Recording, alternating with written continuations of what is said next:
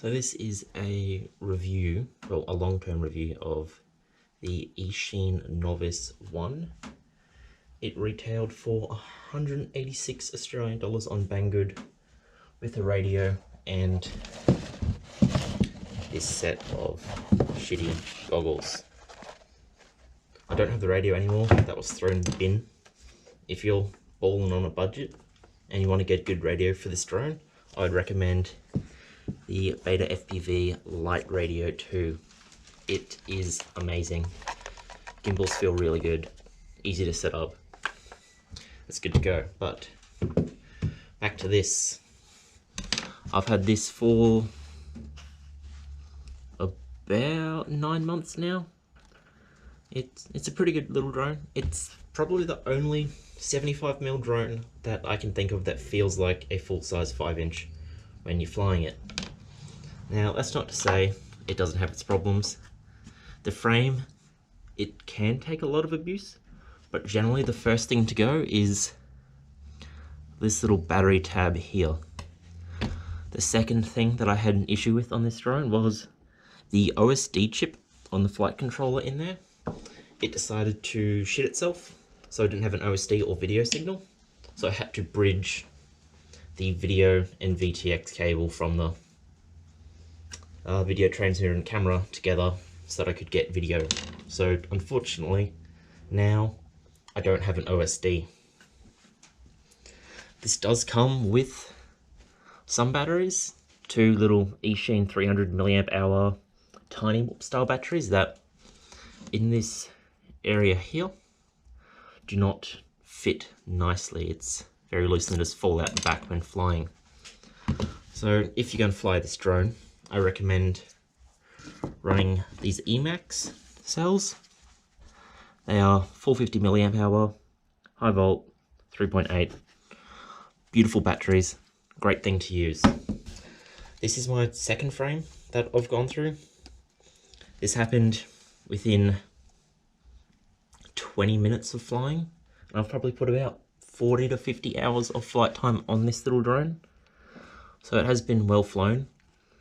I have been lately having air mode issues. I'm pretty sure it's due to this motor here not spinning up when I'm coming out of a roll or a flip. And I'll put a little example of that on the screen at the moment. As you can see, I come into a roll and it just flips out like crazy.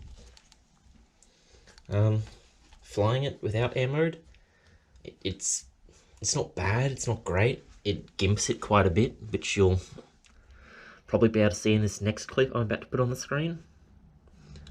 But other than that, like, it's durable. It doesn't want to die. It flies well. This is not the stock set of props. These are some gem fans. I'll put the exact props on the screen. I'm not sure what the current price is, but I'll also put that on the screen if I remember. If you don't want to buy the starter kit, you can buy all the individual parts and it works out to be about $186, but for what you get, that's not bad. I would highly recommend this drone to anyone who is looking for something small but feels like a full-size 5-inch. The weight of the two Emax packs gives it that carrying itself through the air feel you get when you flick a 5-inch, but you get that on a 75mm quad, and I think that is bloody wonderful. I would not say that this drone here is beginner friendly out of the box on 2S. On 1S, yeah, maybe, but the rates on this are pretty extreme. It absolutely rips like nothing else I've flown on this size. Tiny Hawk, this shit's on it. Beta Meteor 75, this shit's on it. This honestly is the best Emax product I have purchased. And a good upgrade from these hella shitty goggles. You'll be able to see it in there in just a moment. Like it's not great, and there's some weird artifacting on the screen. A great upgrade from that is the Eachine EV 800 DMs, which I was using for Cold Isle for quite a while before I moved to the Sky Zones. The Sky Zone 02X's to be precise.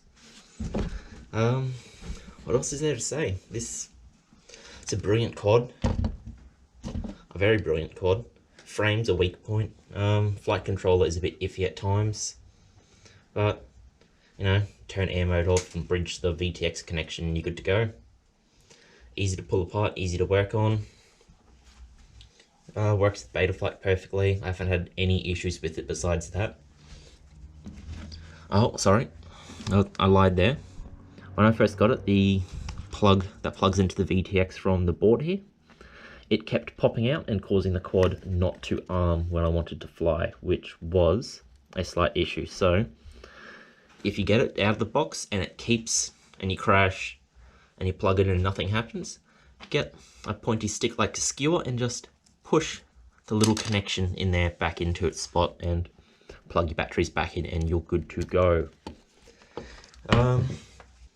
Here's some flight footage of this fella, both before I changed the props and when I still had an OSD to now when I don't have an OSD, different props and another broken frame. Thank you guys for watching. I hope you enjoyed the review.